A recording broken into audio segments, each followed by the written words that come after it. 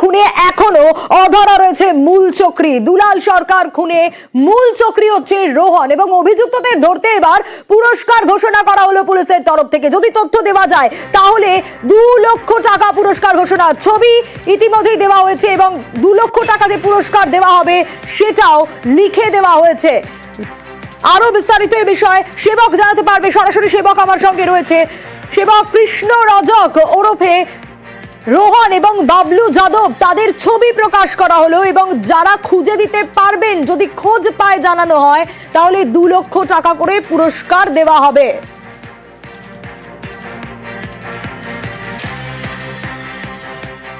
একদমই দেখো, খুনের ঘটনায় এখনো পর্যন্ত 5 জনকে গ্রেপ্তার করা হয়েছে, তাদের মধ্যে 2 জন বিহারের, 3 জন ইংরেজ বাজারের। আর আজকে নতুন করে 2 জনের ছবি প্রকাশ করলো, যাদের পুলিশ, যাদের মধ্যে রোহন ওরফে কৃষ্ণ রজক, তার নাম আমরা আগেই পাচ্ছিলাম, সে বেপাত্তা ছিল। আরো একজন বাবলু যাদব, তার নামও আজকে প্রকাশ করলো পুলিশ।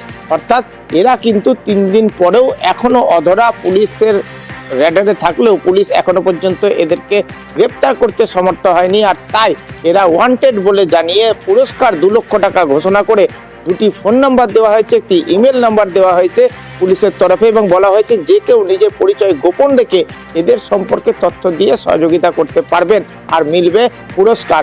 আমরা জানি যে এই খুনের ঘটনায় এখনো পর্যন্ত পরিবারও বলছে যে এর পিছনে কোনো রকম বড় মাথা আছে, বড় ষড়যন্ত্র রয়েছে। এখনো পর্যন্ত যারা গ্রেপ্তার হয়েছে তারা জানাতে পারেনি যে সব মিলিয়ে। অর্থাৎ সেবক, একটা বিষয় তো তাহলে পরিষ্কার যে গোটা ঘটনার যে মূল চক্রী যারা বা গোটা ঘটনার যে প্ল্যান, সেই সবকিছু ইংরেজ বাজার থেকেই হয়েছে।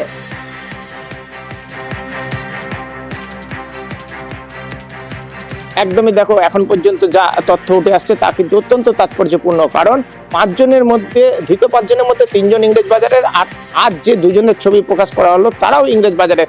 সব মিলিয়ে দেখা যাচ্ছে শুধু ইংরেজ বাজার নয়, এই ধৃত আগের দিনের অমিত রজক, রোহনের ভাই, এবং আজ প্রকাশিত রোহন আর এই বাবলু যাদব সকলেই কিন্তু 22 নম্বর ওয়ার্ডের বাসিন্দা। অর্থাৎ কাউন্সিলরের বাড়ির এলাকা, তার এলাকারই, তার ওয়ার্ডেরই বাসিন্দা। অর্থাৎ পাড়ার ছেলেরা, এলাকার ছেলেরাই খুনি, এমনটাই কিন্তু উঠে আসছে পুলিশি তদন্তে। আমরা দেখছি যে বাবলু যাদব, যার নাম আজকে উঠে এসেছে, সেও কিন্তু মহানন্দা কলোনি এলাকার বাসিন্দা। আর তাতেই কিন্তু সেবক, এখনো পর্যন্ত তো এই প্রশ্নটা থেকেই যাচ্ছে যে খুনের মোটিভটা তাহলে কি?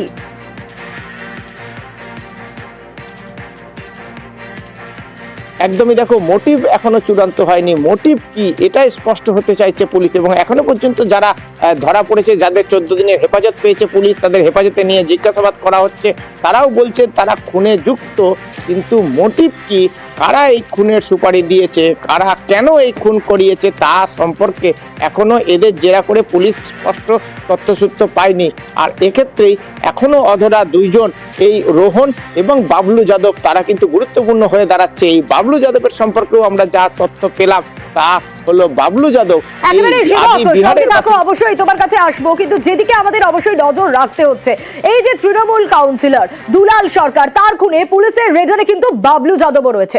তার ছবিও প্রকাশ্যে আনা হয়েছে মালদা পুলিশের তরফ থেকে। আর ঘটনার পর থেকে বেপাত্তা বিহারের এই বাসিন্দা বাবলু, খোঁজ দিলে 2 লক্ষ টাকা নগদ পুরস্কার। যে খোঁজ দেবে তার পরিচয় গোপন রেখে সে জানাতে পারে পুলিশকে এই সব তথ্য। নিহত কাউন্সিলরের বাড়ি এবং অফিসের থেকে ঢিল ছোড়া দূরত্বেই মহানন্দা পল্লীতে এই বাড়ি বাবলুর। আরো বিস্তারিত এই বিষয়ে সেবক জানাতে পারবে। সেবক, এই বাবলু যাদব কতদিন ধরে এই মহানন্দা পল্লীতে রয়েছে?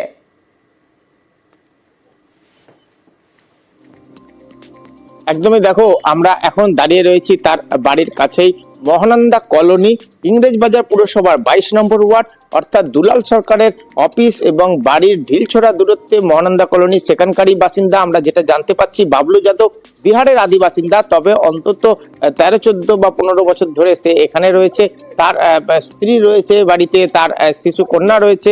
যদিও স্ত্রী দাবি করছেন যে স্বামীর সঙ্গে তার বনিবনা ছিল না এবং স্বামী কি কাজ করতেন তা তিনি জানতেন না। একই বাড়িতে, একই ছাদের তলায় থাকতেন, কিন্তু দুজনের মধ্যে সেভাবে কথাবার্তা হতো না। দুলাল সরকার ভালো মানুষ ছিলেন, দুলাল সরকারকে খুনে কোনোভাবে স্বামী যুক্ত হতে পারেন এমনটা জানলে তিনি আগেই ধরিয়ে দিতেন। উল্লেখযোগ্য তথ্য তার স্ত্রী যেটা বলছেন যে রোহন আরো এক যে অভিযুক্ত, সে কিন্তু এই বাড়িতে অর্থাৎ বাবলু যাদবের বাড়িতে নিয়মিত আসা যাওয়া করত, দুজনের যোগাযোগ ছিল। এবং তিনি আরো বলছেন যে 1 তারিখ খুনের আগে লাস্ট স্বামীকে দেখেছিলেন, তারপর থেকে স্বামী আর বাড়িতে ফেরেনি। কিন্তু সেবক যে ছবি আমরা দর্শকদেরকেও দেখাচ্ছি বাবলু যাদবের যে বাড়ি, যেখানে বাবলু যাদব থাকতেন এখন, সেই বাড়ি দেখে তো মনে হচ্ছে বেশ বড় বাড়ি। কি করতেন এই বাবলু যাদব?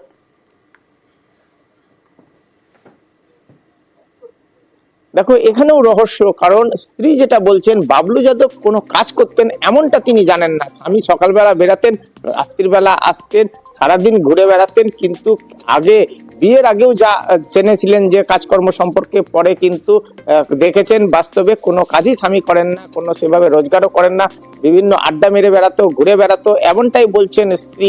অর্থাৎ স্বামী কি কাজ করতেন সেটা কিন্তু তিনি বলতে পারছেন না। তিনি বলছেন তিনি নিজে উপার্জন করেন, তার একাধিক ব্যবসা রয়েছে এবং তিনি নিজে উপার্জন করে স্বনির্ভর, এবং মেয়ের খরচ তিনিই চালান, এবং স্বামীর সঙ্গে স্বাভাবিকভাবে তার কোনো বনিবনা নেই, এবং তিনি চান স্বামীর দৃষ্টান্তমূলক শাস্তি হোক।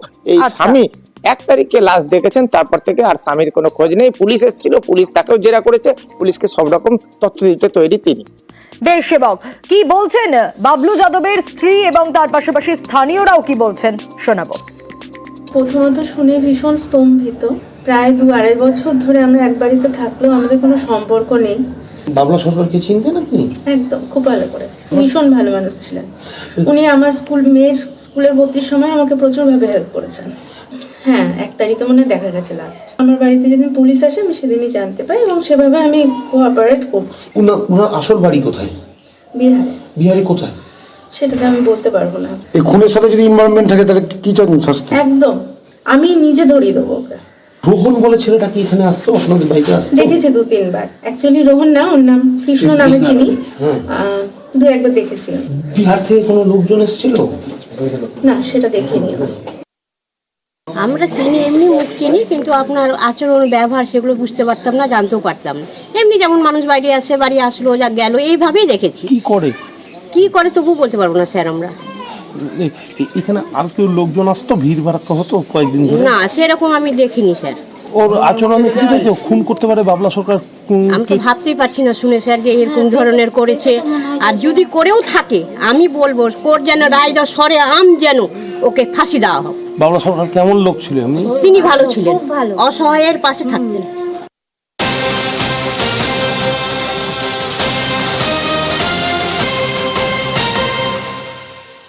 আর পাসপোর্ট জালিয়াতি একের পর এক পুলিশের জালে, কিন্তু এবার পুলিশের রেডারে রয়েছে 5 মোবাইল। 4 অভিযুক্তের থেকে বাজেয়াপ্ত করা গিয়েছে 5টি মোবাইল, এবং সেই মোবাইলগুলো কি তথ্য জানতে চায় পুলিশ, আরো বিস্তারিত জানতে পারবো অমিতের কাছ থেকে। অমিত, তার মানে মোবাইল থেকে ডিজিটাল তথ্যগুলো পুলিশ সংগ্রহ করতে চাইছে, যা অনেকটা হেল্প হবে তদন্তে। কারণ এই মামলার ক্ষেত্রে ডিজিটাল এভিডেন্স অত্যন্ত গুরুত্বপূর্ণ বলে মনে করছে লালবাজারের কর্তারা। সেই জায়গা থেকে অমিত, একটু স্থান পরিবর্তন করা সম্ভব? তোমার কথা স্পষ্ট আসছে না। নজর রেখেছি ইতিমধ্যে যে খবরে পাসপোর্ট জালিয়াতিতে স্ক্যানারে রয়েছে 5টা মোবাইল। 4 অভিযুক্তের থেকে বাজেয়াপ্ত করা হয়েছে 5 মোবাইল। একের পর এক পুলিশের রেডারে কিন্তু একের পর এক ব্যক্তিরা, যাদেরকে ইতিমধ্যে গ্রেপ্তার করা হয়েছে, বহু মানুষকে, এবং মোবাইল থেকে ডিজিটাল তথ্য সংগ্রহে পুলিশ আদালতের অনুমতিতে এই তথ্য সংগ্রহে জোর দেওয়া হচ্ছে। আরো ডিটেইল অমিত জানাতে পারবে। অমিত, যেমনটা বলছিলে, দেখো ইতিমধ্যেই যে 9 জনকে গ্রেপ্তার করা হয়েছে তার মধ্যে মনোজ এবং আব্দুল হাই, যিনি প্রাক্তন সাব ইন্সপেক্টর, এবং ধীরেন ঘোষ, এই 4 জনের থেকে মোট 5টি ফোন বাজেয়াপ্ত হয়েছে। এই 5টি ফোনের ডিজিটাল এভিডেন্স এই মুহূর্তে এক্সামিন করতে চাইছেন তদন্তকারী আধিকারিকরা, কারণ তারা মনে করছেন এই 5টি ফোনে বেশ কিছু তথ্য যেগুলো ছিল সেগুলো ডিলিট করা হয়েছে। যেমন সেটা হোয়াটসঅ্যাপ চ্যাট হতে পারে, বিভিন্ন স্টিল পিকচার হতে পারে, বা কোনো অডিও রেকর্ডিং হতে পারে, এই সমস্ত বা বিভিন্ন ভুয়ো নথিগুলো তৈরি করা হয়েছিল তার ভার্সন এই সমস্ত ফোনে ছিল, সেইগুলো কিন্তু ডিলিট হয়েছে এবং সেই ডিলিট হয়ে যাওয়ার কারণেই ডিজিটাল এভিডেন্স গুলো তদন্তের ক্ষেত্রে যথেষ্ট গুরুত্বপূর্ণ।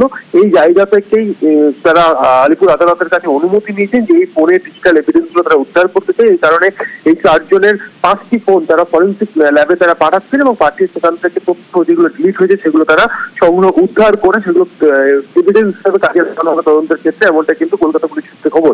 সেক্ষেত্রে এর আগে আমরা দেখেছিলাম যে এই সমস্ত অভিযুক্তদের সিডিআর কলকাতা পুলিশ বার করেছিল, দেখেছিল নিজেদের মধ্যে টেলিফোনিক কনভারসেশন কতদিন হয়েছে বা কোনো টেলিফোনিক কনভারসেশন কার কার সঙ্গে যোগসূত্র রয়েছে, সেই জায়গা থেকে কিন্তু সমরেশ এবং মুক্তা আলমের সিডিআর থেকে কিন্তু আব্দুল হায়ার কিন্তু তথ্য উঠে আসে। তারপরে কিন্তু আব্দুল হাইকে দেখে জিজ্ঞাসাবাদ করা হয়, পরবর্তী সময় আব্দুল হায়ার যুক্ত পাওয়া যায় পাসপোর্ট জালিয়াতিতে, তাকে গ্রেপ্তার করা হয়েছে এবং ইতিমধ্যেই 5টি ফোন তারা এবার ফরেন্সিকে পাঠিয়ে সেখান থেকে ডিজিটাল তথ্য তারা উদ্ধার করতে চাইছে।